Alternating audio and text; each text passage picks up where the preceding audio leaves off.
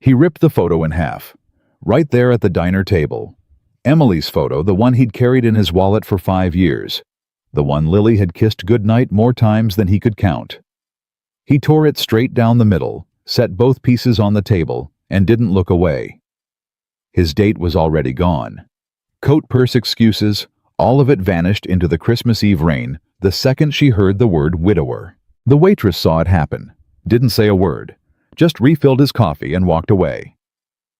Ryan Cole stared at the two halves of his dead wife's face and thought, "This is the last time I let anyone make me feel like loving her was something to apologize for." That was the moment everything changed. Not because of what he decided, because of who was watching. Drop your city in the comments right now. I want to see how far this story reaches. And if it hits you somewhere, real subscribe.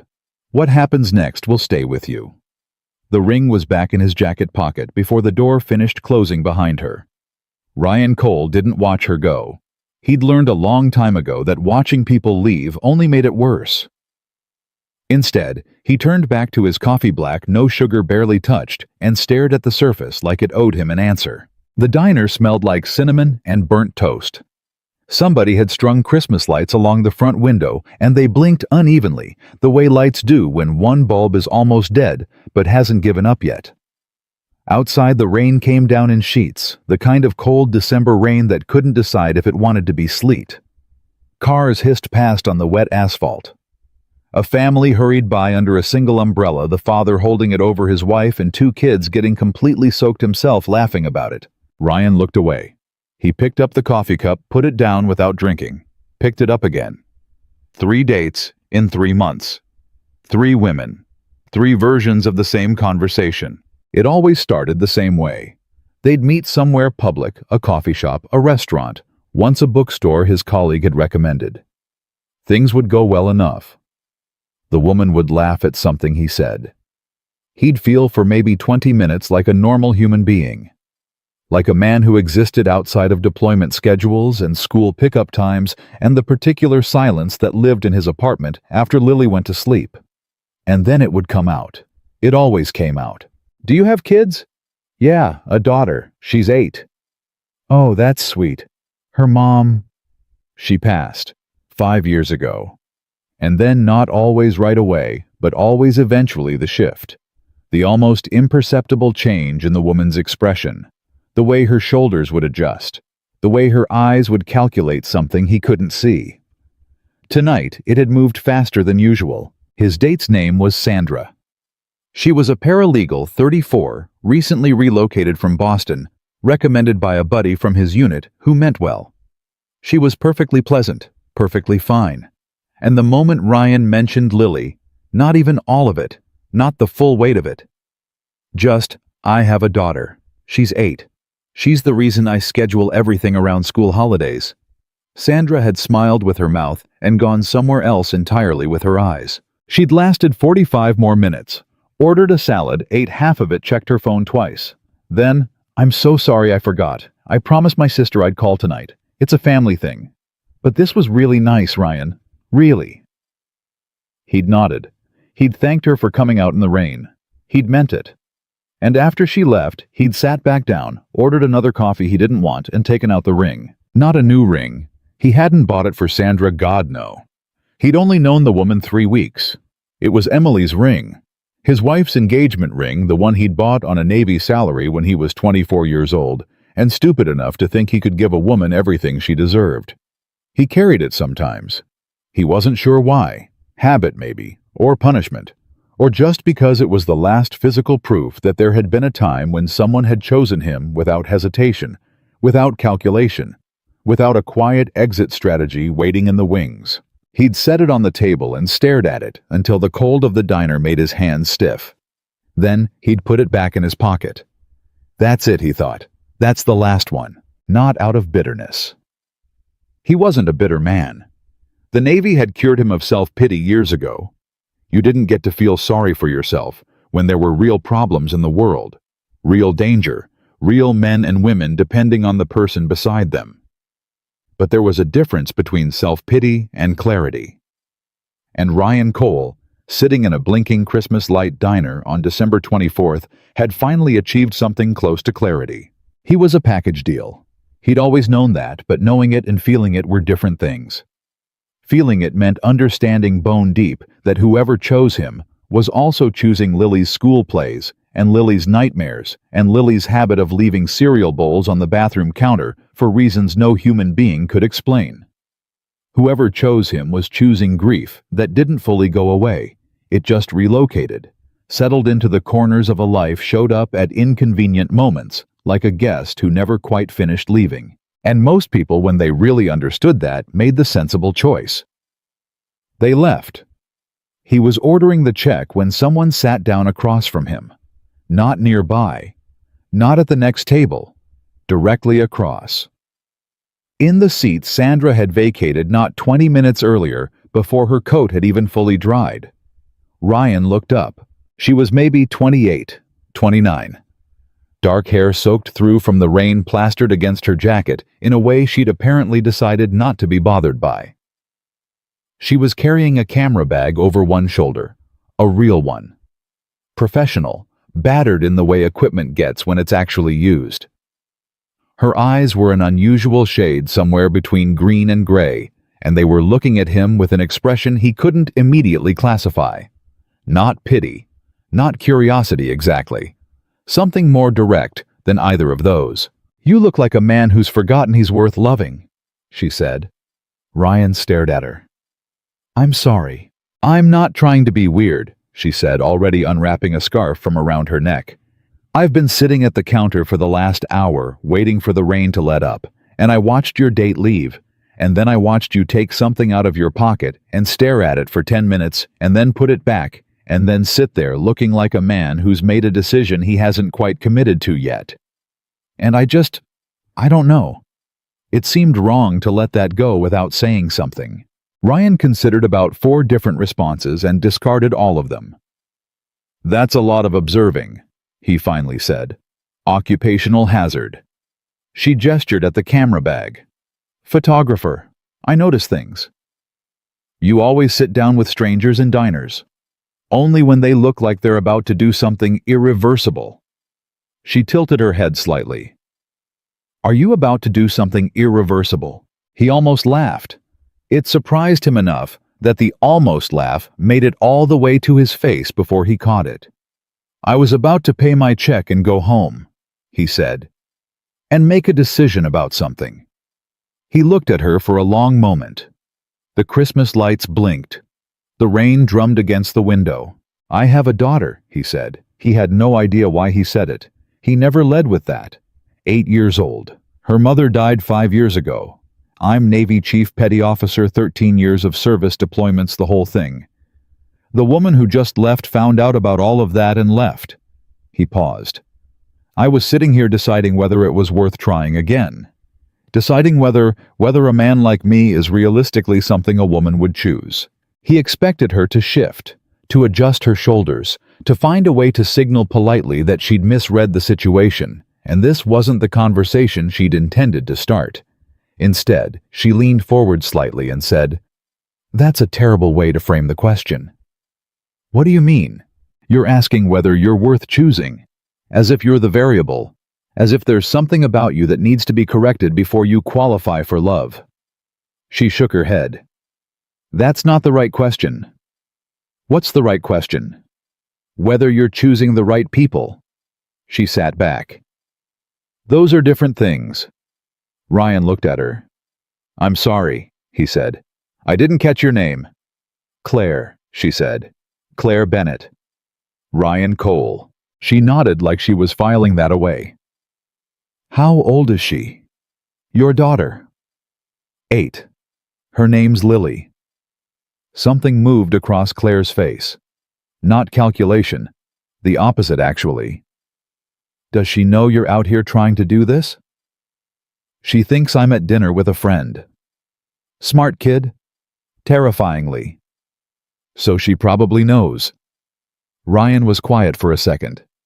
"Yeah," he admitted. "She probably knows." Claire was quiet too.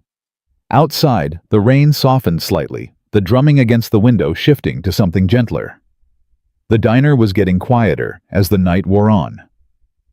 The counter crowd thinning, the booths emptying one by one. "Can I ask you something?" Ryan said. "You can try." "Why did you actually sit down?" She considered that. He could see her considering it. She was the kind of person who thought before she spoke, which was its own rarity. "Because I recognized something," she finally said. "That expression. The one you had when your date left.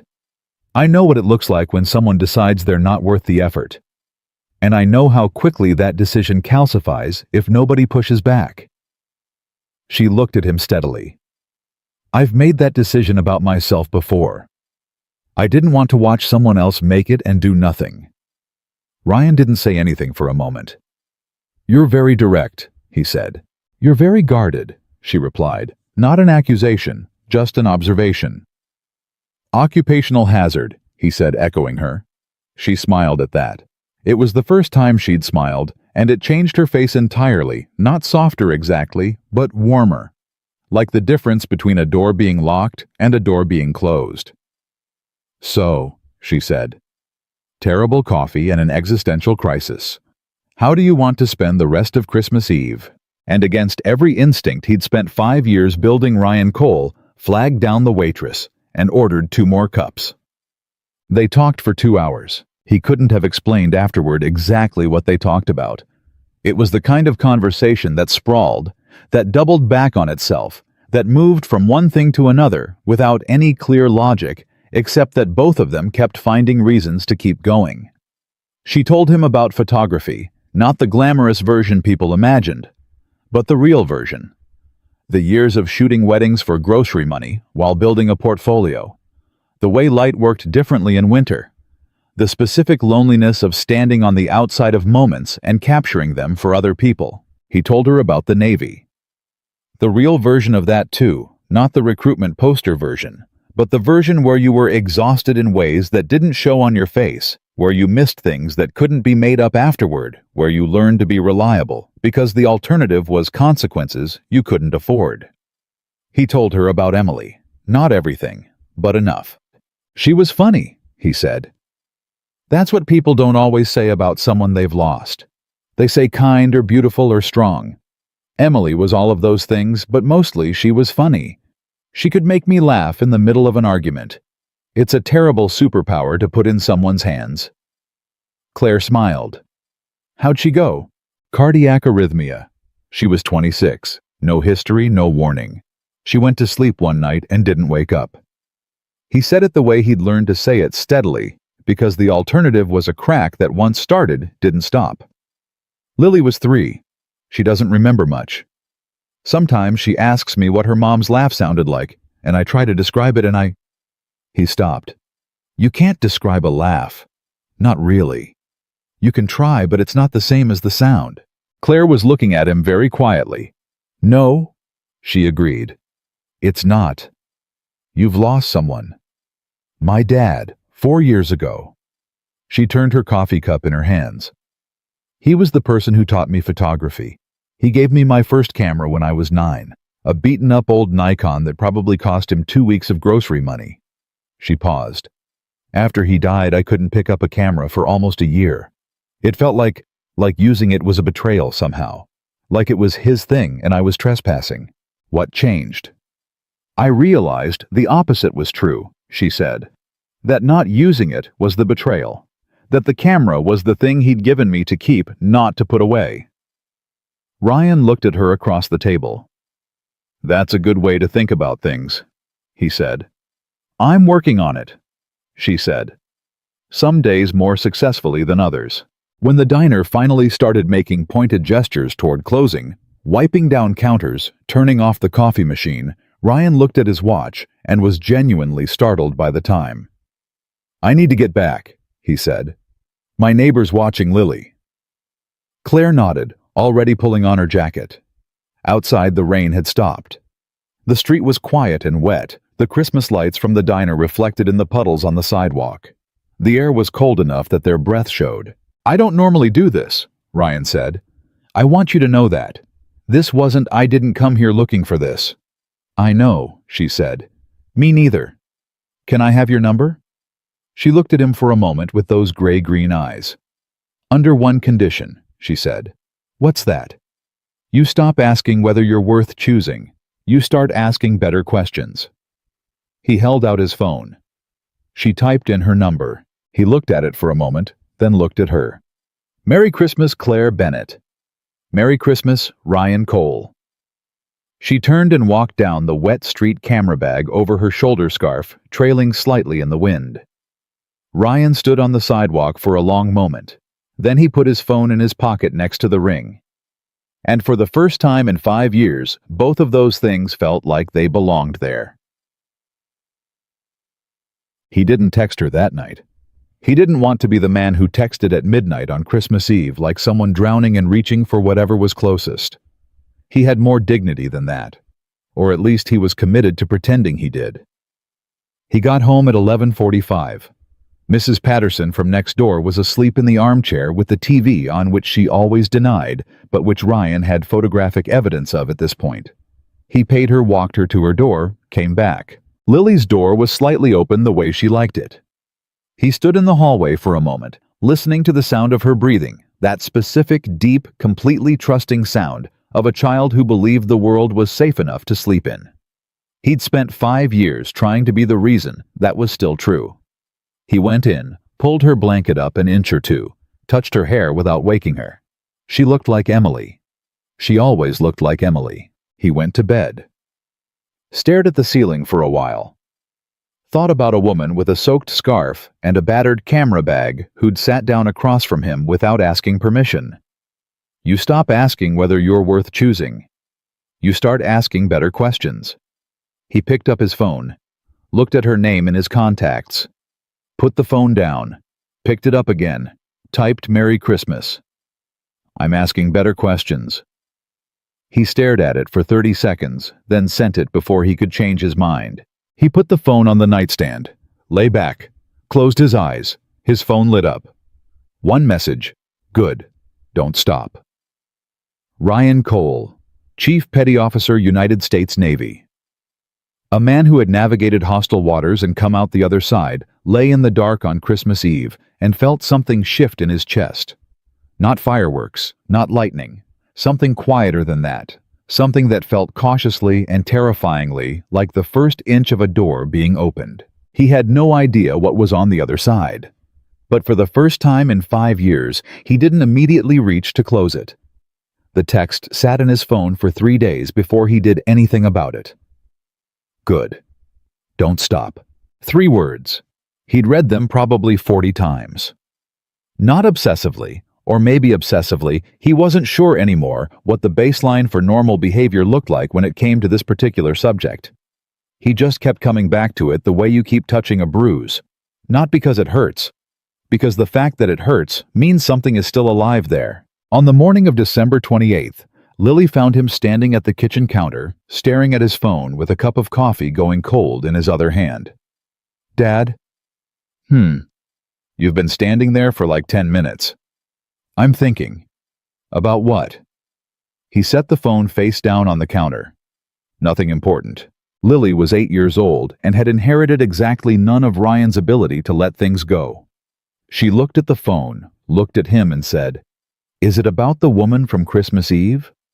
Ryan turned around slowly. What woman? Mrs. Patterson told me you came home late. She said you seemed different. Lily climbed onto the bar stool and propped her chin on her hands with the focused energy of a prosecutor. Different how I asked. She said lighter, like something got put down. Ryan stared at his daughter. Mrs. Patterson needs to mind her business, he said. Mrs. Patterson is 73 and her show doesn't come on until noon. She has nothing but business to mind. Lily tilted her head. Was she nice? Nobody said there was a she. Dad, come on. He picked up his coffee, put it down. Looked at his daughter, this small, relentless, terrifyingly perceptive human being that he and Emily had somehow made, and said, She was different. That's all I know right now. Lily nodded like that was sufficient. Different good or different complicated? Probably both. Those are usually the same thing. Lily said and slid off the bar stool and went back to her cereal like she hadn't just said something that belonged on the wall of a philosophy classroom. Ryan picked up his phone. Typed, "I owe you a real conversation. Are you free this week?" The reply came in under 4 minutes. "Thursday. You pick the place. Somewhere with better coffee this time." He smiled at his phone like an idiot. Then he put it away before Lily could see. He picked a small Italian place on Clement Street that a guy in his unit had recommended for a second date, then stopped himself because this wasn't a date, or at least he wasn't calling it that, which was probably its own kind of answer. Claire was already there when he arrived, sitting at a corner table with her camera bag on the chair beside her and a glass of water in front of her. She looked up when he walked in, and there was no performance in it, no tucking of hair, no adjustment of posture. Just recognition. Like she'd been waiting for someone she actually expected to show up. "You're 3 minutes early," she said.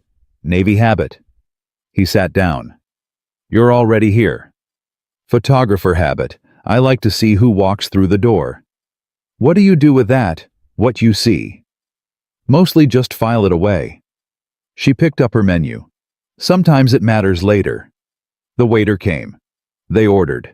And then, without preamble, without the usual circling that Ryan had learned to expect from first real conversations, Claire put her menu down and said, "Tell me about Lily. Not tell me about your late wife, or tell me about the Navy, or any of the heavy freight topics that people usually led with when they were trying to understand him."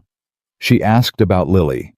And something about that specific question in that specific order loosened something in his chest that he hadn't realized was braced. So he told her. He told her about Lily's habit of leaving cereal bowls in places that made no logical sense. The bathroom counter. The top of the washing machine, once memorably on the back porch in November. He told her about the phase age 5 when Lily had decided her name was actually Princess Thunderstorm and refused to answer to anything else for 6 weeks.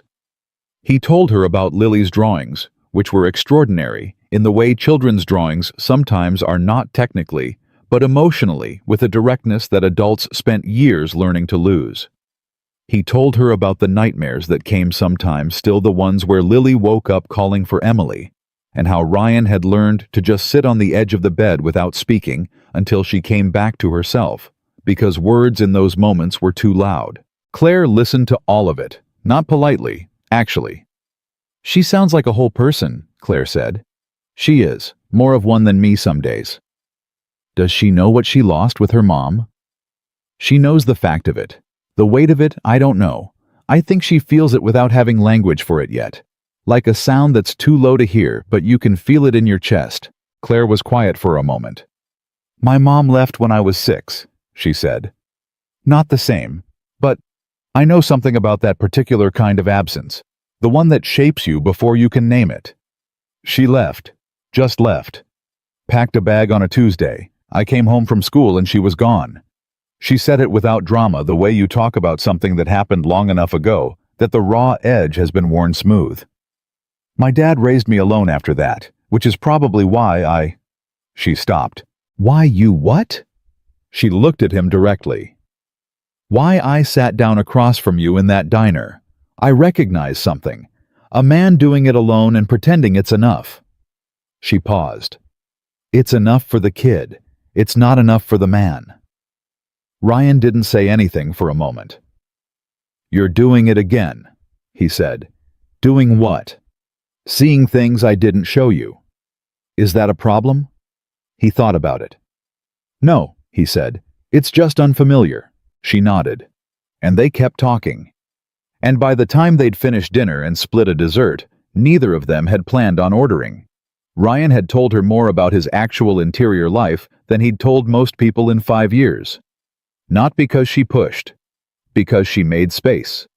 And space, it turned out, was the thing he'd been running out of for a very long time. Outside on the sidewalk, he said, "I want to do this again." "Okay," she said. "And I want you to meet Lily." She looked at him. He could see her processing that the weight of what it meant, the specific seriousness of that invitation. "Ryan, I know what I'm asking. I know what it means when I ask it." He kept his voice steady. "I'm not asking you to be anything. I'm just asking you to meet her. Because I can't keep those two things separate and be honest with either one." Claire was quiet for a long moment. "Okay," she said again, but this time it meant something different. She met Lily on a Saturday in January. Ryan had told Lily only that a friend was coming to lunch. He'd told Claire only that Lily already knew more than she was supposed to.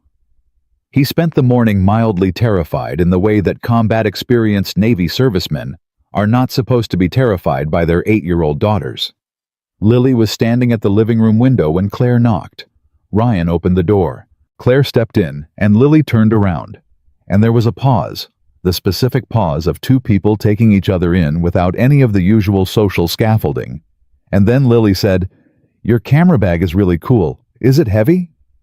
Claire looked down at the bag on her shoulder, looked at Lily, said, "You want to see what's inside?" Lily was across the room in 4 steps. Ryan watched his daughter and this woman sit down on the living room floor, the camera bag open between them. Claire pulling out lenses and explaining in a completely unsimplified way what each one was for. She didn't do the voice adults sometimes do with children, the slightly elevated, slightly slowed down voice that signals I am now communicating with a smaller person. She just talked, like Lily was someone worth talking to, like her questions were real questions that deserved real answers. Lily, who had inherited Ryan's ability to detect condescension from approximately 40 yards, relaxed completely within 10 minutes. By lunch, she was asking Claire if she'd ever photographed anything dangerous. "Define dangerous," Claire said. "Like explosions or animals." "I photographed a protest that got out of hand once. Does that count?" Lily considered. "What happened?" "Tear gas. Very bad for cameras. Worse for people." Claire tilted her head. "I got the shot, though." Lily pointed at Claire with her fork. "I like her," she announced to Ryan, apparently having forgotten he was there. Ryan looked at Claire. Claire was already looking at him. After that, things moved in the way that real things move, not in grand gestures, but in accumulation. Small moments stacking on top of each other until the stack becomes a structure. Claire started showing up on Saturday mornings. Not every Saturday, she had her own work, her own life, a freelance career that required her to be places at odd hours with all of her focus. But enough Saturdays. Enough that Lily started factoring her in, started leaving space in plans, started saying we should ask Claire, with the casual ease of someone incorporating a person into the architecture of their routine. They went to the De Young Museum because Claire wanted to show Lily the photography exhibit, and Lily wanted to press every interactive button in the building. Both things happened. Nobody died. Ryan bought them both coffee hot chocolate for Lily, actual coffee for Claire, and stood back and watched them argue cheerfully about which photograph in the entire exhibit was the best one, and felt something he hadn't felt in a long time. He felt like a man in the middle of something good, rather than a man bracing for it to end. They made pancakes one Sunday and Lily added too much vanilla and they came out smelling incredible and tasting like a confusing dream. And Claire ate 3 of them anyway with complete sincerity and told Lily they were the most interesting pancakes she'd ever encountered, which was both technically true and kind in a way that cost something. Ryan watched that too. He was watching everything those days, cataloging it without meaning to. The way you handle something valuable carefully, with full attention, aware that it matters. He drove Lily to school twice when Claire happened to be at the apartment early. And both times Lily held Claire's hand through the parking lot, with the uncomplicated ease of a child who hadn't decided yet to be afraid of this. Ryan walked on Lily's other side, and didn't say anything about it, because there was nothing to say that the 3 of them walking together didn't already say more clearly. He didn't tell Claire he was falling in love with her. Not yet. It was too large a thing and the timing wasn't right, and there was still a part of him, smaller now but present, that was waiting for the moment when she'd adjust her shoulders and find a way out. He'd spent 5 years watching people calculate the cost of his life and find it too high. That habit of watching didn't disappear overnight just because the thing you were watching for stopped being what you saw. But he was watching for it less. That was something. Claire had her own version of that fear, though Ryan didn't fully understand it yet. She told him about it on a Wednesday night in March, after Lily was asleep sitting on his couch with a glass of wine and her feet tucked under her. They'd been talking about her work, a commission she'd just landed, corporate stuff. Not what she'd come up for, but it paid. And then the conversation had drifted the way their conversations did, and somewhere in the drift, she'd set down her glass and said quietly, "Can I tell you something that makes me sound like a worse person than I am?" "You're not a worse person than you are," Ryan said. "Let me finish, then decide." She looked at her hands. "Some mornings I wake up and I think about Lily and the way she looks at me when I walk through the door, and I feel this thing. This big, warm, terrifying thing.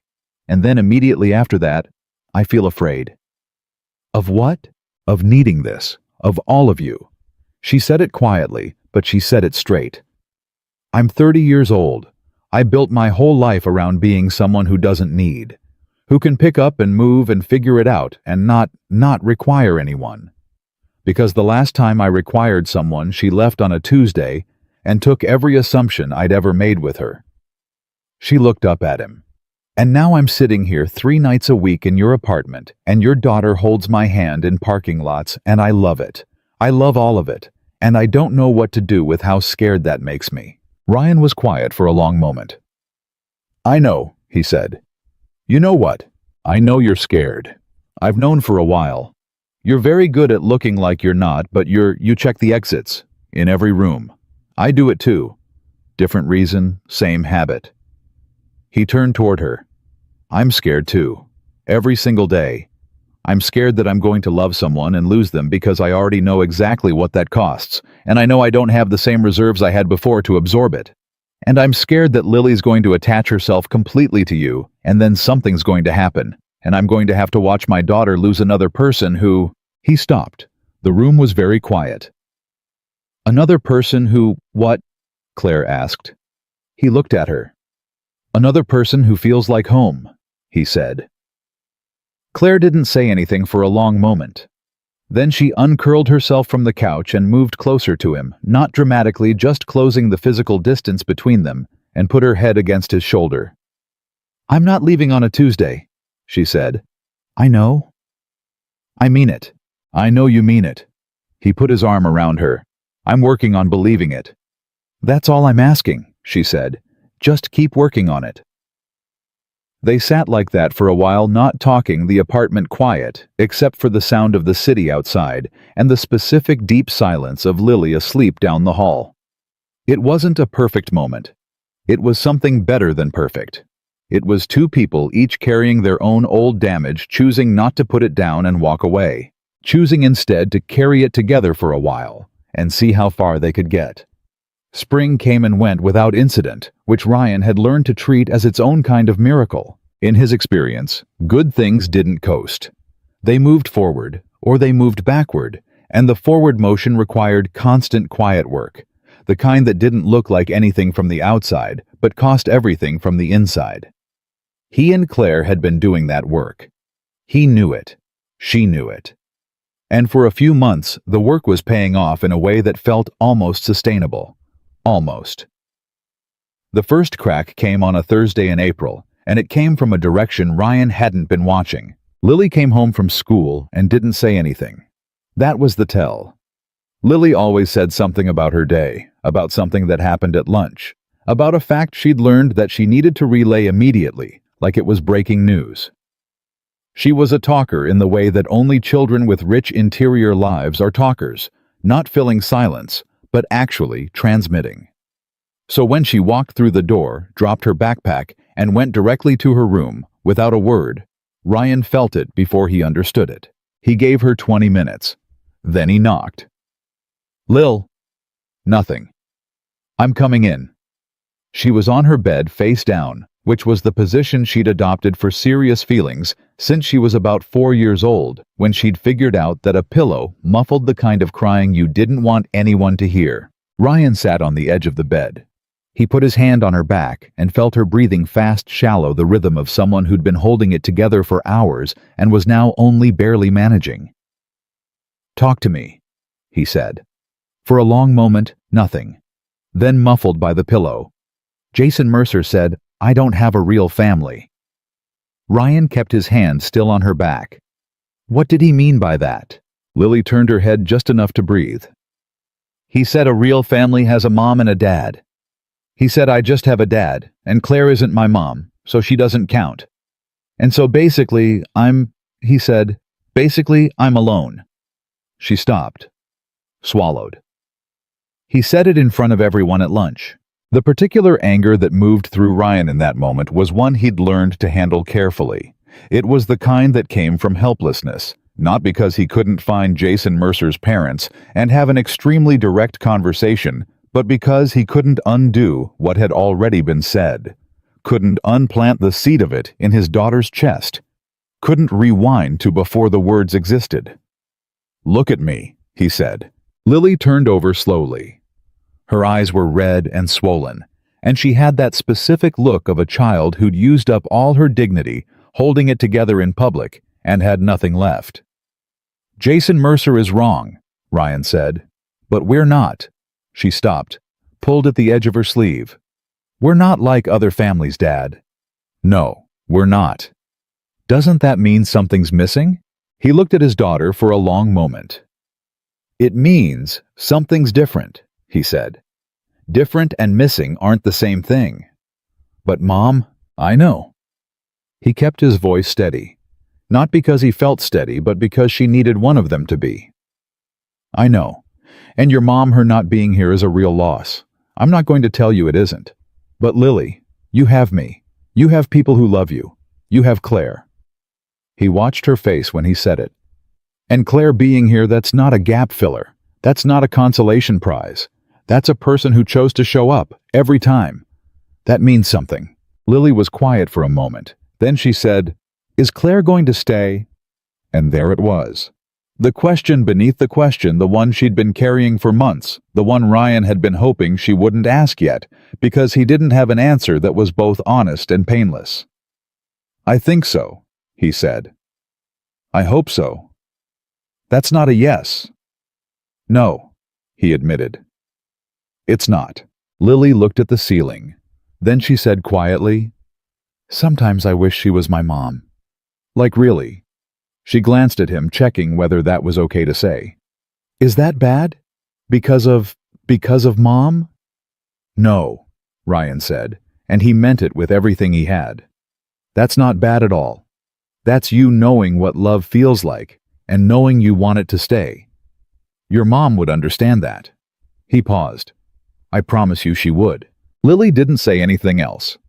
She just moved over slightly the way she'd been doing since she was 3 years old, and Ryan lay down next to her on the narrow bed, and they stayed like that until her breathing evened out and the tension went out of her shoulders. He stared at the ceiling and thought about what Lily had said.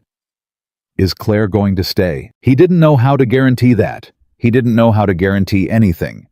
But he knew that he was going to stop pretending the question wasn't there. He called Claire that night after Lily was asleep. She picked up on the second ring. "Hey, everything okay?" Lily had a rough day. He told her what happened. All of it, including the last part, Lily's words, the ones that had sat in the room like something fragile. "Sometimes I wish you were my mom." There was a long silence on Claire's end. "Ryan, I'm not telling you that to put pressure on you," he said quickly. "I'm telling you because she said it, and it was real, and I don't believe in keeping real things from you. Not anymore." Another silence. When Claire spoke, her voice was careful, in a way he hadn't heard before. "What did you say to her?" "That you chose to show up. That means something." "Okay." A pause. "Okay." He could hear her breathing. "Ryan, I need to tell you something. And I need you to let me finish before you say anything." His stomach tightened. "All right. I got a call last week from the Renault Foundation. It's a photography residency program in Paris, 6 months. It's one of the most prestigious programs in the world for documentary photography. I applied 14 months ago and basically forgot about it because the acceptance rate is She stopped. They want me. They called last Tuesday, and they want me to start in September. Ryan didn't say anything. Ryan? I'm here. Say something. You should go, he said. And he meant it. He meant it completely, and it cost him everything to mean it. And he said it anyway because it was true, and because she'd worked for it, and because he was not going to be the reason Claire Bennett didn't get what she'd spent her life building toward. The silence that followed was different from the others. That's it, she said. Just you should go. What do you want me to say? I want you to say what you actually feel. I feel like you should go. It's a great opportunity.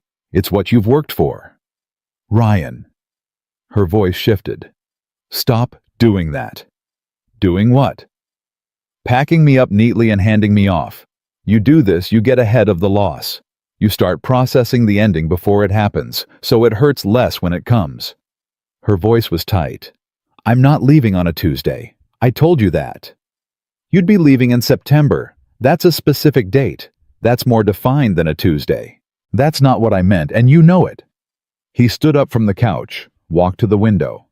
The city outside was doing what it always did, carrying on indifferent, lit up and moving. Claire, what do you want from me right now? You want me to ask you not to go. I'm not going to do that. I don't want you to ask me not to go. I want you to tell me you don't want me to. Of course I don't want you to. Lily doesn't want you to. But wanting and asking are the same thing, Ryan. They're the same thing. When you love someone, you're allowed to want them to stay. Saying it out loud isn't a demand. It's honest.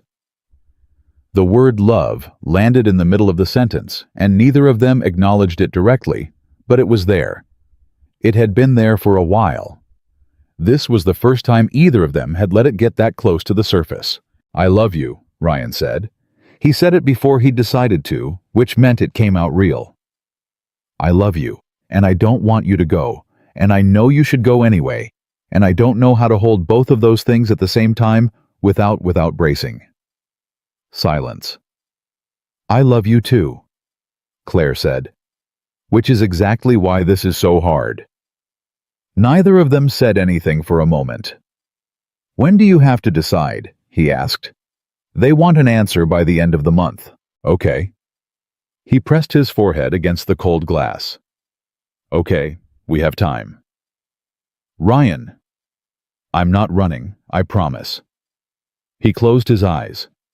I just need a minute to not brace. Give me a minute. She gave him the minute. Okay, he said. Talk to me. Tell me about it. What would it actually look like?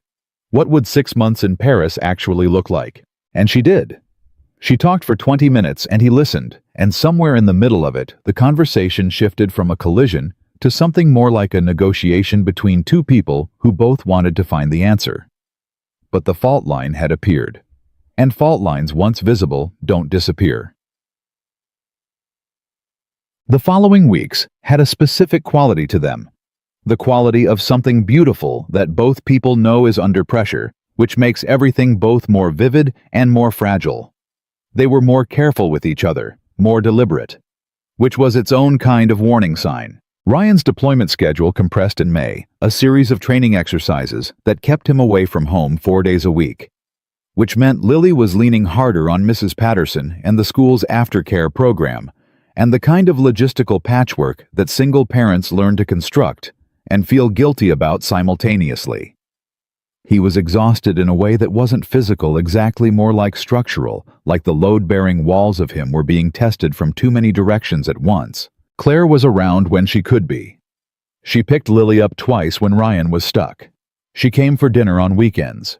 But something had shifted slightly since the Paris conversation, not in her behavior, which was steady, but in the atmosphere between them, which had acquired a new layer, a pending quality, like a question that both people are thinking about and neither is ready to ask out loud. It was Lily who broke it open. On a Saturday in late May, Ryan came home from a week of exercises to find Claire and Lily in the kitchen, and Lily in tears.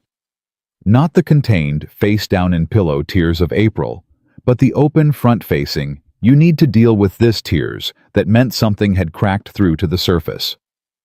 What happened? Ryan dropped his bag at the door. Claire looked at him from across the kitchen. Her expression said, "I'll explain later. Right now she needs you." He went to Lily, crouched to her level. "Lil, hey, what is it?" Lily grabbed his arm. "Claire told me about Paris." Ryan looked up at Claire. Claire said quietly, "She asked me directly. I wasn't going to lie to her." He couldn't argue with that. He turned back to Lily. "Okay. What did she tell you? That she might go away for 6 months?" Lily's grip on his arm tightened. "That's so long, Dad. That's almost a whole school year. That's—" She stopped, swallowed. "First Mom. Then you go away all the time for the Navy. And now Claire why does everyone always have to go?" The question wasn't dramatic. It was just real. The honest question of a child who'd absorbed enough loss to start looking for the pattern in it. Ryan didn't have an answer that was going to fix it. "Lily," Claire said. She'd come around the counter and was crouching down too, so she and Ryan were both at Lily's level, the three of them in a small circle. "Can I tell you something?" Lily looked at her wary and teary. "Going somewhere isn't the same as leaving," Claire said. "Your dad goes away for the Navy. Does that mean he's leaving you?" "That's different. He comes back." "I would come back."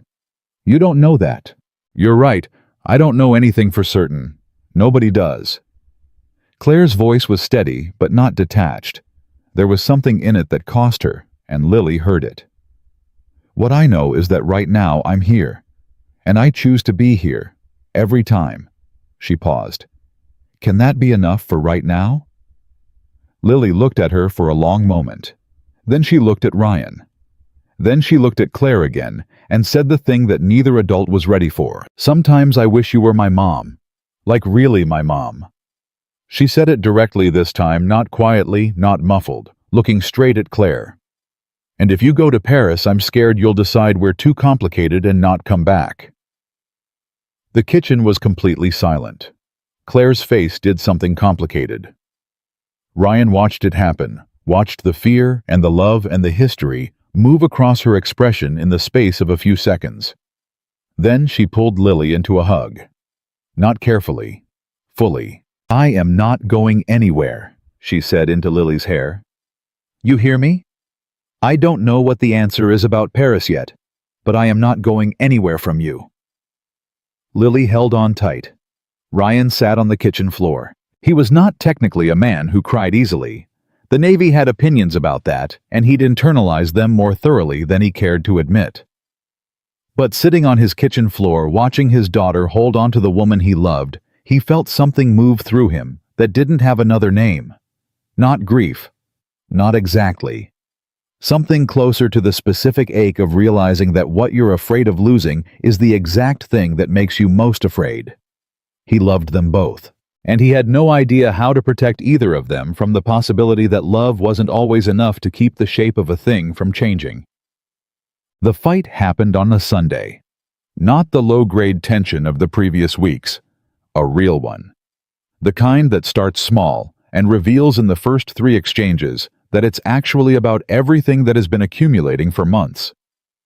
It started because Ryan said again too quickly and too carefully that Claire should take the Paris residency, that it was the right move, that he and Lily would figure it out. And Claire, who had been watching him pre-process the loss of her for 3 weeks, finally stopped being patient about it. "Stop," she said. "Stop handing me my coat. I'm not—" "You are. Every time we get close to the actual decision, you hand me my coat and point at the door." Her voice was controlled, but there was an edge to it now that he hadn't heard before. "You've been doing it since the night I told you. Every conversation, every time we get close to talking about what we actually want, you redirect to what I deserve. What the right move is for my career. What a good man would do." She stopped. "You know what a good man would do? He'd tell me the truth." "I've told you the truth.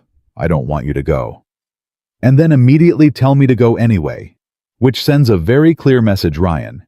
You know what it says?" He didn't answer. "It says you're already halfway gone," she said. "It says you've decided the ending, and now you're just managing the timeline. She put her hands flat on the counter. I can't fight for something if you've already surrendered it. I'm not surrendering. I'm trying to not be the man who holds you back. There's a difference between holding someone back and wanting them to stay. Do you understand that? Her voice cracked slightly on the last word, and she steadied it immediately, which somehow made it worse. I am not asking you to cage me. I am asking you to want me. Out loud. Without the caveat. Without the immediate redirect to what's noble and self-sacrificing. She looked at him. Just want me to stay. Say it, once, without handing me my coat at the end. The room was completely still. Ryan looked at her across the kitchen. And then something happened that he would think about for a very long time afterward. In the moment when he should have said it, when everything was open and the words were right there, the old reflex took over. The one built from 5 years of bracing, of getting ahead of loss, of protecting himself by pretending he didn't need protection. He said, "You should take the residency, Claire. It's what's right." She looked at him for a long moment. Then she picked up her jacket from the back of the chair, put it on, picked up her camera bag. "Okay," she said, very quietly. "Okay." She walked to the door. Ryan didn't move. She opened it, paused with her hand on the frame. "I told Lily I wasn't going anywhere," she said without turning around. "I meant that. But you—" She stopped. "You have to decide if you're brave enough to mean it too." And then the door closed, and the apartment was silent, in a way it hadn't been since Emily died. Ryan stood in the kitchen for a long time, and understood finally, with the complete clarity that only comes after something breaks, that the person he'd been most afraid of losing was not Emily. It was himself. The version of himself that was capable of choosing fully without the exit strategy already built in. He'd lost that man somewhere between the hospital and the 5 years after it, and he had no idea if he could find his way back. The first 3 days after Claire walked out, Ryan functioned. That was the only word for it. He got up. He made Lily's lunch. He drove her to school. He went to the base. He ran his drills, filed his reports, answered questions from junior officers in the specific measured tone of a man who had everything under control. He ate. He slept in 2-hour increments. He functioned. Lily didn't ask about Claire directly for the first 2 days, which told him she understood more than he'd given her credit for. On the third morning, while he was making eggs she didn't want, she sat at the counter and said, without looking up from the table, "Did you mess it up?" Ryan cracked an egg against the pan. "What makes you ask that?" "Because she's not here, and you look like you did when you came home from the long deployment. Like someone who's been away from the thing that matters and doesn't know how to get back." He set down the spatula, turned around. "Yeah," he said. "I messed it up." Lily nodded slowly like she'd already known and had only asked to confirm. "How bad?" "Pretty bad." "Can you fix it?" He looked at his daughter, 8 years old, sitting at his kitchen counter at 7 in the morning, with her hair still half undone, asking him the most important question he'd been asked in years, with the directness of someone who hadn't learned yet to be indirect about things that mattered. "I don't know," he said honestly. Lily picked up her fork. "You should find out," she said, "because she's the best thing that happened to us since in a long time. And you know that, and I think she knows that. And the only person who's pretending not to know that is you." She ate her eggs. Ryan stood at the stove and had the experience not for the first time of being parented by his 8-year-old. He didn't call Claire. Not because he didn't want to. He wanted to constantly with a persistence that surprised him, given that he'd spent years becoming someone who needed very little. He didn't call because he understood for the first time with real clarity that calling wasn't the thing. Calling was what he would have done before the reaching out without the internal change, the gesture without the work behind it.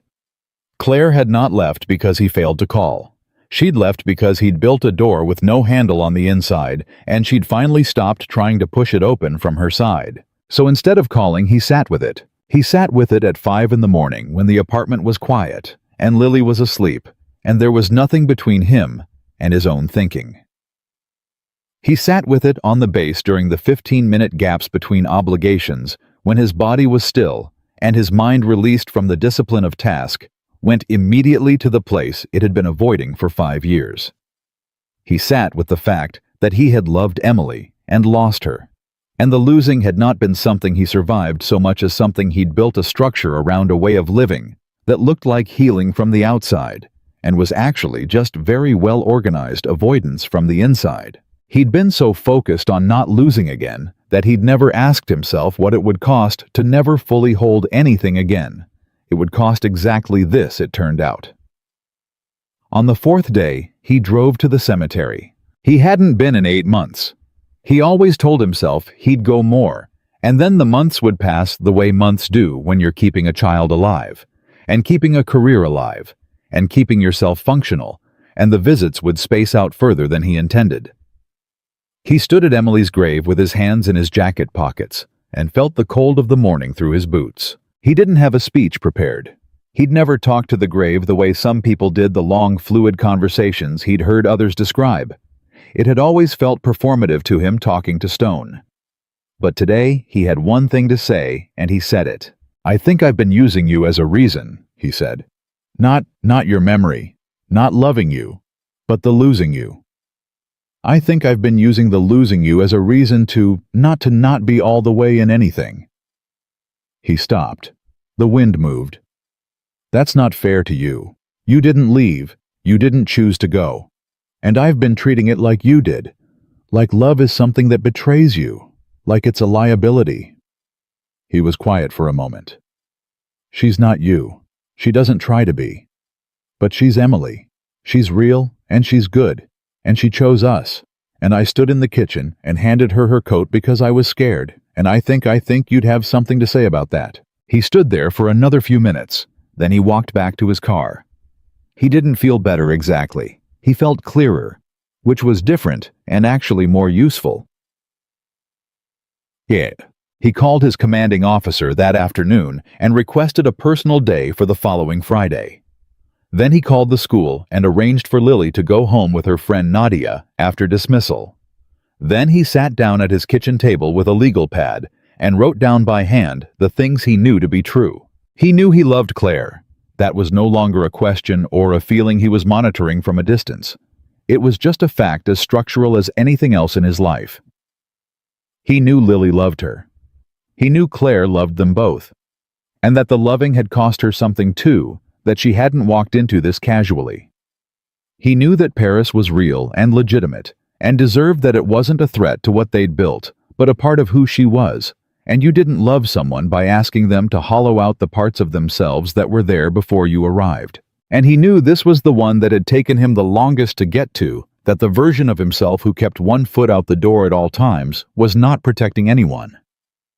It was not protecting Lily, who deserved a father who modeled what it looked like to stay in something hard. It was not protecting Claire, who had asked directly and without ambiguity to be wanted, without the exit strategy attached. And it was not protecting him. It was just costing him steadily everything that mattered. He looked at what he'd written for a long time. Then he picked up the phone. Not to call Claire, not yet. He called his buddy Daniel, who'd been in his unit for 6 years, and was the only person Ryan trusted with anything that wasn't operationally necessary. "I need to talk," Ryan said. A pause. "You never say that." "I know. That bad." I let her walk out. Another pause. "I'll come over." Daniel was there in 40 minutes, which told Ryan everything about what kind of friend he was. He sat at Ryan's kitchen table with a cup of coffee and listened without interrupting, which was also a thing Ryan valued more than he'd ever said out loud. He listened to the whole thing: Christmas Eve, the diner, Claire, Lily's question about whether Claire was going to stay Paris the Sunday, when he'd handed Claire her coat one too many times. When Ryan was done, Daniel said, "Can I ask you something without you getting defensive?" "Probably not. Ask anyway." "Why do you think you deserve to lose her?" Ryan looked at him. "That's not what I think. That's what the behavior says, the pre-processing. the getting ahead of the loss. That's a man who thinks the ending is already written, and he's just managing the timeline until it arrives. Daniel set his cup down. Why do you think the ending is written? Ryan didn't answer for a moment. Because it was written before, he said. Once. Once was enough to... Ryan. Daniel's voice was level. Emily got a cardiac arrhythmia at 26 years old. That's not a pattern. That's not evidence that love ends. That's a 26-year-old woman getting a cardiac arrhythmia. He paused. You've been treating it like data, like proof of something. It's not proof of anything except that you had terrible, undeserved bad luck, and you need to stop making that loss pay for something it didn't do. The kitchen was very quiet. She asked me to want her to stay, Ryan said, out loud, without the caveat. Did you do it? No. Why? Because the second I do it without the caveat, I'm all the way in. And all the way in means what? That you love her. You already love her. You told me that 4 months ago, and you didn't even realize you were saying it. Daniel looked at him steadily. Being all the way in just means being honest about where you already are. He paused. You've been standing in water up to your neck for months telling yourself you haven't committed to swimming. Ryan sat with that for a long time. What do? He said. It came out simpler and more direct than he intended, which meant it was the real question. You go tell her the truth, Daniel said. Not the managed version, the actual one. And you figure out Paris together like two adults who love each other instead of making the decision by default because you were too scared to have the conversation. He found her on a Tuesday. He knew she photographed the farmer's market on Tuesdays. She'd mentioned it months ago, the light in the morning, the specific quality of it. He knew which market. He drove there without texting first because he understood that a text gave her the option of a controlled response, and what he needed was an actual conversation with no exits pre-built in. She was near the flower stalls when he spotted her, camera up, moving around a woman arranging dahlias, looking for the angle the way she always did, with her whole body, not just her eyes. She lowered the camera and turned and saw him. She didn't move. He walked to her. I'm not handing you your coat, he said. I'm not telling you to go. I'm not processing the ending or managing the timeline or any of the other things I've been doing for 5 years to avoid feeling the full weight of something. He stopped in front of her. I love you. I love you without the caveat. And I don't want you to go to Paris. I want you to stay. I want you to be here with us in a way that's real and named and not perpetually provisional. He paused. That's the truth. That's the actual truth without the coat attached. Claire looked at him. That's not all of the truth, she said. Because Paris is still real. The residency is still there. You can love me and want me to stay, and that still doesn't solve the thing. I know. That's why I want to talk about it instead of solving it for you. He held her gaze. Tell me what you want. Not what you've decided. What you actually want. She was quiet for a long moment. A vendor called out behind them. Someone walked between them with a bag of produce. Neither of them moved. I want both, she said finally. I want the residency, and I want you and Lily. And I've been spending 3 weeks telling myself I can't have both, because wanting both is greedy, and one of them has to give, and the one that should give is the selfish one. And then I can't figure out which one is the selfish one. Neither of them is selfish, Ryan said. You're allowed to want your work and your family. Those things aren't enemies. She looked at him when he said the word family. He let her look. The program is 6 months, she said slowly. But I asked them last week, hypothetically, whether the residency could be structured differently, split into segments. She watched his face. They said they've done it before for fellows with complex situations, 2 periods of 3 months each with time at home between. Ryan absorbed that. When did you ask? 4 days after our fight. So you were all ready. I was already trying to find the answer, she said. I just needed to know if you were trying to find it too, or if you'd already handed me my coat and were just waiting for me to finish putting it on. He reached out and took her hand. She let him. I'm not handing you anything, he said. I'm done with that. She looked down at their hands, then up at him. 3 months there, come home, 3 months there again. That's the structure they offered. Lily and I can work with that. You'd have to actually tell her, not manage it. Actually explain it and let her be upset about it, and then watch her be okay. I know. He tightened his hand slightly. I know how to be honest with my daughter. I just forgot for a while how to be honest with myself. Claire breathed out. Not a sigh, more like something releasing. Like a thing that had been held under pressure finally returning to its natural shape. I'm still angry with you, she said. I know. Not about Paris. About the coat thing. About the weeks of watching you put me at arm's length while I was standing right there trying to reach you. You should be angry about that. It was real and it cost you, and I'm sorry. He said it directly without the qualifications he'd have reached for before. Not sorry, but just sorry. She looked at him for a long moment. Okay, she said. Okay meaning you forgive me, or okay meaning you hear me? Both, she said. But the forgiving part is going to take a little while. Take whatever time it takes, he said. I'm not going anywhere. She looked at him when he said it. Really looked the way she'd looked at him that first night in the diner, like she was filing something away for later, checking whether it was real. Come to dinner Sunday, he said. I'll tell Lily about the plan. All of it real and honest. And then we can figure it out together. He paused. Like a family. Claire was quiet for a moment. Okay, she said. And this time, the word carried everything. Sunday dinner was not a perfect conversation. Lily listened to the whole thing with the focused attention she brought to things that mattered. The plan, the structure, the 3 months and 3 months, the part about Paris being something important that Claire had worked hard for and deserved to pursue. She asked 3 questions, each of which was better than the last. The first, so she comes back in between? Yes, Ryan said. She comes back in between. The second, and it's not like the Navy where you don't know how long? No, Claire said. I know exactly how long, and I'll know exactly when I'm coming home. Lily processed that. Then, can I write you letters, real ones, with stamps? Claire's expression did the thing it did, sometimes the thing that moved across her face before she could stop it, the thing that Ryan had come to understand, meant she was feeling something she hadn't budgeted for. I would like nothing more in the world, she said.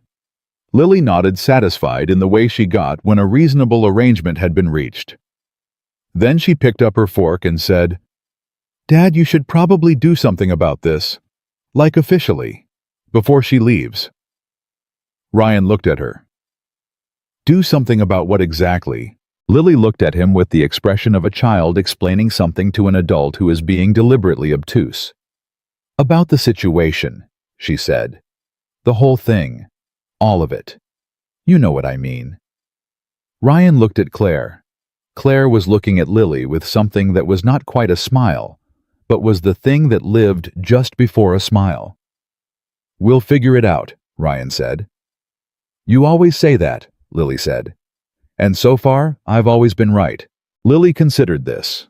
Fair, she said, and went back to her dinner. Ryan and Claire looked at each other across the table. Not everything was solved. Paris was still coming. The hard nights were still ahead. The logistics were still real, and the distance was still real, and the fear, his fear, her fear, Lily's fear, was not gone. It had just been reframed into something they were now carrying together instead of separately. But something fundamental had shifted in the last week. Something in Ryan himself, in the man he'd been before Emily died, and had spent 5 years reconstructing into someone more cautious, more defended, more careful about what he let himself need. He was done being careful in that particular way. He was done building the exit before he'd fully walked through the door. He was all the way in. And sitting at his kitchen table on a Sunday evening with Claire across from him and Lily between them, he finally understood what that felt like. It felt like being afraid and staying anyway. It felt, in other words, exactly like love. September came, the way it always does, without asking permission, without concern for whether anyone was ready. Claire's flight was on a Thursday. Ryan and Lily drove her to the airport together, which had been Lily's specific and non-negotiable request from the moment the date was confirmed. She'd spent the previous week writing 4 letters in advance, actual letters on actual paper, with her best handwriting and hand-drawn stamps in the corners, because she'd decided the real stamps weren't decorative enough. She handed them to Claire at the departure gate in a sealed envelope with "Do not open until you miss us" written across the front in red marker. Claire held the envelope against her chest for a moment with her eyes closed. Then she crouched down and held Lily for a long time. Ryan watched them from 3 feet away and didn't try to manage what he was feeling. He'd been practicing that letting things be what they were without immediately building a structure around them. It was harder than any physical training he'd ever done, and he was not yet good at it, but he was better than he'd been in June, which was better than he'd been in January, which was better than he'd been in the diner on Christmas Eve, when he'd torn a photograph in half and decided he was done. Progress, it turned out, didn't look like arrival. It looked like slightly less distance from where you needed to be. Claire stood up and looked at him. 3 months, she said. 3 months, he said back. You're going to be fine. I know. Lily's going to be fine. I know that too. She stepped closer and put her hand flat against his chest for a moment. Not a hug, something more direct than that, like she was checking that his heart was still doing what hearts were supposed to do. Don't pack me up while I'm gone, she said quietly. Don't do the thing where you process the ending and it's already half over by the time I get back. I won't. Promise me. He covered her hand with his. I promise. She nodded, picked up her camera bag, looked at both of them one more time, the long specific look of a photographer committing something to memory because she knows the light is about to change. Then she walked through the gate. Lily slid her hand into Ryan's without a word. He held it. They stood there until they couldn't see her anymore. Then they stood there a little longer. Okay, Lily said finally. Okay, Ryan said. They drove home, made dinner, did the dishes. Lily went to bed, and Ryan sat on the couch in the specific quiet of an apartment that was missing a presence it had gotten used to, and he did not pre-process the ending. He sat with the missing and let it be what it was. Not a loss, not a warning, just the particular ache of caring about someone who was somewhere else. The price of admission to loving people who had their own lives. The cost he'd been refusing to pay for 5 years and was now paying deliberately with full awareness, because the alternative was standing in the shallows for the rest of his life and calling it safety. He picked up his phone. Texted Claire. She's asleep. The apartment is quiet. I'm not packing you up. The reply came 20 minutes later. She was already at the gate waiting for her connection. Good. I'll call when I land. Tell Lily I opened the first letter already. I know. I couldn't wait. Ryan smiled at his phone. Then he went to bed, and slept better than he had in months. 10. The 3 months had a shape to them that he hadn't anticipated. He'd expected absence, the flat gray quality of waiting. What he got instead was something more textured. Claire called every other day, sometimes more. Not long calls, always sometimes, just 15 minutes between her sessions. Her voice tired and alive at the same time, telling him about the light on the Seine in late afternoon, or about the elderly Algerian woman who'd let her photograph her kitchen window every morning for 2 weeks, because, as the woman explained through a translator, she had the eyes of someone who understood what things meant. Ryan would tell her about Lily's latest project, a detailed illustrated encyclopedia of every dog breed she'd ever seen organized by neighborhood, or about something that had happened on the base, or about the dinner he'd burned because he'd been on the phone with Daniel and forgotten the stove. Lily wrote her letters. All 4 of the pre-written ones went in the first month, and then she kept going, keeping a running correspondence with a discipline that Ryan suspected was better than his own paperwork record. Claire wrote back real letters sent from Paris with French stamps that Lily added to a collection she'd started specifically for this purpose. On a Thursday night in October, Lily read him one of Claire's letters at dinner. Dear Lily, today I photographed a man who sells flowers outside the Musée d'Orsay. He's been there for 31 years. He told me he stays because the people who walk past his cart have just seen beautiful things, and their faces are open in a way that faces usually aren't. He said open faces are the best things in the world to be near. I thought about you when he said that. You have that. You were born with it. Don't let anyone talk you out of it. Lily put the letter down and looked at Ryan. She's really good at knowing things, Lily said. Yeah, Ryan said. She is. Are you going to do something about it? Still, like I said, Ryan had been waiting for this question to resurface. Lily had a long memory and the patience of someone who understood that the important things took time but did not take forever. I'm working on it, he said. Lily studied him. How close are you? Getting there. Dad? Lily, I'm just saying, she said carefully, with the diplomacy of a child who had learned to make her point without technically issuing an ultimatum, that when she comes home, it would be nice if things were decided. You know, like official. So she knows the answer before she has to wonder about it. Ryan looked at his daughter across the dinner table. When did you get so smart? He said. I've always been this smart, Lily said. You're just finally listening. He bought the ring on a Wednesday in November. Not Emily's ring. He'd put that one away. Not discarded, never discarded.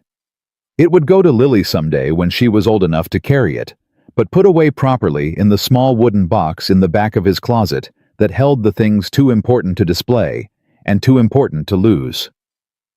Emily's ring belonged to that category. It was complete. It was what it had been. And what he needed now was something new. Something chosen forward, not backward. The jeweler was a small shop on Sacramento Street that Daniel's wife had recommended with the particular confidence of someone who had been correctly recommended things her whole life. Ryan went on his lunch break and spent 45 minutes looking at things he couldn't quite name the criteria for. And then a woman behind the counter put a ring in front of him that was simple and specific. A narrow band with a single stone, not large, not performative, just exact. And he knew immediately. Not because it was perfect, because it was honest. It looked like something you'd choose for a person you actually knew, rather than an impression you were trying to make. He bought it, put it in his jacket pocket, drove back to the base, ran drills in the afternoon with the ring in his pocket, and thought about nothing except what he was going to say. Not a speech. He wasn't a speech man. But the real thing, the true thing, the words that were actually inside him without the management and the processing and the pre-built exits. He knew what he wanted to say. He just needed her to come home first. Claire's flight landed on a Friday afternoon in late November, 2 weeks before December. 2 weeks before the anniversary of the night, they'd met a timing that Ryan had not planned, but that felt in the way that real things sometimes do, like the story was writing itself toward something. She came through arrivals looking like someone who had been working hard and was tired in the way that only satisfying work makes you tired. Not depleted, just used. Her camera bag was more battered than when she'd left. She had a new scar on her left hand from a tripod incident she'd described in a call with an amount of equanimity that had made Ryan simultaneously admire her and want to fly to Paris and wrap her hand for her. Lily spotted her first and was moving before Ryan could say anything, crossing the arrivals hall at a dead run, which was technically against the airport's moving walkway policy or some such thing. And Ryan didn't say a word about it. Claire dropped her camera bag and caught Lily mid-flight, the two of them colliding with the specific force of people who had been waiting a long time to be in the same place again. Ryan picked up the camera bag from the floor, walked over, waited. Lily eventually released her, and Claire looked up at Ryan over Lily's head. "Hi," she said. "Hi," he said. She stood up, looked at him. The whole assessment, the gray-green eyes that noticed everything. The look he'd first seen across a diner table on Christmas Eve when she'd decided to sit down without asking permission. "You look different," she said. "Good different or complicated different?" She smiled. "Same thing." He took her carry-on. She took her camera bag back. Lily took Claire's free hand, and the three of them walked out of the airport together into the cold November afternoon. He almost did it that night. They had dinner at the apartment. Nothing planned, just the food that was in the house. Lily insisting on making something herself, which resulted in pasta with what she described as an experimental sauce that was tomato-based and also involved an amount of cheddar cheese that Ryan chose not to question. Claire ate 2 full servings and called it the best thing she'd had in 3 months, which was a generous overstatement that Lily accepted completely and filed away for the rest of her life. After Lily was in bed, Ryan and Claire sat on the couch, the way they'd sat before Paris, her feet tucked under her, his arm around her. The city outside, doing what the city did. She told him more about the work, the people she'd photographed, the project she was building toward a long-form documentary series about ordinary people in extraordinary moments of dailiness. The flower vendor, the woman with the kitchen window, a teenage boy she'd found playing violin in a metro station every morning from 6 to 8 before school. The series had a name now. She'd thought of it in the 2nd month. "What's it called?" Ryan asked. "The People Who Stay," she said. He was quiet for a moment. "That's the title?" "That's the title." She tilted her head to look up at him. People who stay in the same place their whole lives. People who stay committed to the same work. People who stay when leaving would be easier. She paused. "I had a lot of time to think about what that means." Ryan looked down at her. He almost did it right then. The ring was in his jacket pocket, which was hanging by the door. He'd been carrying it for 2 weeks, which Daniel said was either romantic or absurd, and possibly both. But something told him to wait. Not fear, not management, just the sense that the moment, while good, was not yet the exact moment, that there was a specific moment coming that he would know when it arrived. He trusted that. He was learning to trust that. "I'm glad you're home," he said instead. She put her head back on his shoulder. "Me too." The specific moment arrived as specific moments do, without announcement. It was Christmas Eve. Not planned, or not entirely. Ryan had suggested the diner as a kind of private joke between them, a year anniversary thing, and Claire had agreed with the particular smile she had for things that were simultaneously sentimental and absurd. Lily had been invited because Lily had made it emphatically clear that she was not staying home with Mrs. Patterson on Christmas Eve, and honestly, Ryan had never seriously considered leaving her behind.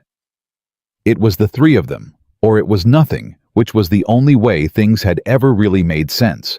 The diner was exactly the same. The Christmas lights on the front window blinking unevenly. Ryan noticed immediately that the same bulb from last year seemed to still be almost dead, but refusing to give up. The smell of cinnamon and burnt toast. The particular quality of light that came from too many holiday decorations and too few overhead fixtures. They got the same booth. Ryan didn't request it. It was just the one that was open. They ordered. Terrible coffee for Ryan and Claire, hot chocolate for Lily. The rain came down outside, of course it did, because apparently this diner existed in its own weather system. A family hurried past under a single umbrella, the father getting soaked, laughing about it. Ryan watched them, and this time didn't look away. They talked about the year, about Paris and the letters and Lily's dog encyclopedia, which had reached 47 breeds and shown no signs of stopping, about Ryan's upcoming assignment and how they'd handle it, about Christmas plans and whose traditions to keep, and whether Claire's tradition of oysters on Christmas morning was something the Cole household was ready to adopt, which Lily said absolutely not to, with a firmness that closed the subject. And then Lily, who had been unusually quiet for the last 20 minutes, in the particular way of a child who is thinking about something large, looked up from her hot chocolate and said with complete innocence and no apparent awareness of the bomb she was dropping, "Dad, if she's already family, why haven't you married her yet?" The diner didn't stop, but the immediate vicinity of their booth went very still. Claire made a sound that started as a laugh and converted under pressure into something involving tears. Ryan felt the ring in his jacket pocket. He'd put it there before they left the apartment. He hadn't known exactly why. Now he did. From the booth directly behind them, a voice. An elderly woman's voice, clear and unhurried, belonging to someone who had been sitting quietly through her own Christmas Eve and had heard what Lily said the way you hear something when you weren't listening, but the words were meant to carry. "Son." Ryan turned. She was perhaps 75. White hair pinned neatly a winter coat, still buttoned a cup of tea she'd clearly been nursing for some time. She had the look of a woman who had lived long enough to say the true thing without embarrassment. She pointed at him, not unkindly, the way you point at someone when you want them to understand that you're speaking specifically to them and not to the room. "Marry her," she said. Just that. The table next to her heard. Then the booth across. Then, in the way that things travel in small diners on Christmas Eve, the whole room was paying attention without quite knowing why. Ryan turned back. Claire was looking at him. Not performing. Just looking open-faced, the way the flower vendor had described the way she'd been when she'd first sat down across from him a year ago and said the thing that started all of this. Lily was already nodding. Slowly, decisively, like a person ratifying a decision that has already been made. Ryan reached into his jacket pocket. He didn't have a speech. He'd known for weeks he wasn't going to have a speech. What he had was the truth, which he'd been learning slowly and imperfectly to say out loud without the exit strategy attached. He put the ring on the table between them. "I spent 5 years," he said, "building a life that was safe, that couldn't lose anything because it wouldn't let anything all the way in. And then you sat down across from me in this booth without asking permission and said something I hadn't heard in so long I'd forgotten it was something I needed to hear." He stopped. "I'm not afraid of losing you anymore. I am. I'll probably always be a little. But I'm more afraid of standing in the doorway for the rest of my life than I am of walking through it." He met her eyes. "You're my family, Claire. You and Lily and whatever this is that we've built, you're it, and I want to stop being provisional about it." He picked up the ring. "Will you marry me?" The diner was completely silent. Claire was crying in the way she'd cried in Paris when she'd looked at the photograph of Lily's first letter fully, without managing it, without any of the composure she usually kept carefully in place. Lily reached across the table and put her small hand on top of Claire's. "Just say yes," she said. He practiced. The diner burst. Not politely, not the restrained murmur of strangers trying to be respectful. Actually burst laughter and applause, and somebody near the counter saying, "Oh, thank God," like they'd been personally invested in the outcome. The elderly woman in the booth behind them pressed her hand to her chest and smiled in the way of someone who has seen enough of life to know that moments like this one are not small. Claire looked at Ryan through her tears. "Yes," she said. "Obviously, yes. You absolute—" She laughed.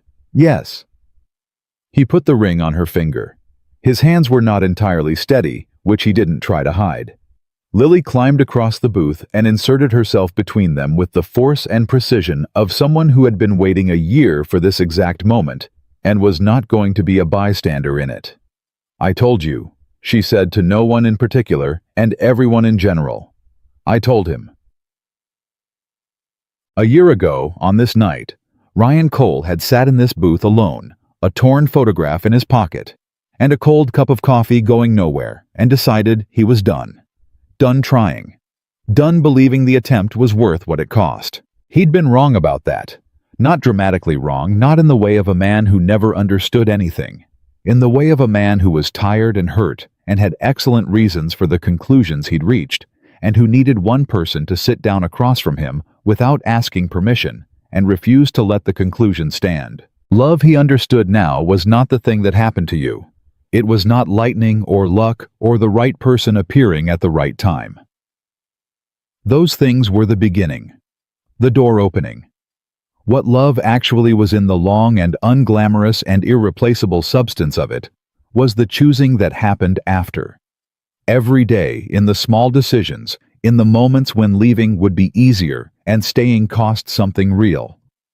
It was Claire writing letters from Paris. It was Lily crossing an airport arrivals hall at a dead run. It was Ryan Cole putting down the exit strategy and picking up the ring. It was showing up. It was staying. Not because the fear was gone, not because the guarantee existed, but because the people across the table were worth every uncertain, unguaranteed, wide-open day of it.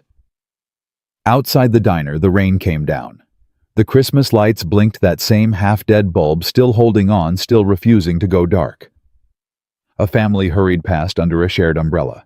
Inside, in a corner booth that smelled like cinnamon and burnt toast, a man and a woman and a little girl who had each in their own way learned the cost of running, sat together in the warmth of a thing they had all chosen, and stayed.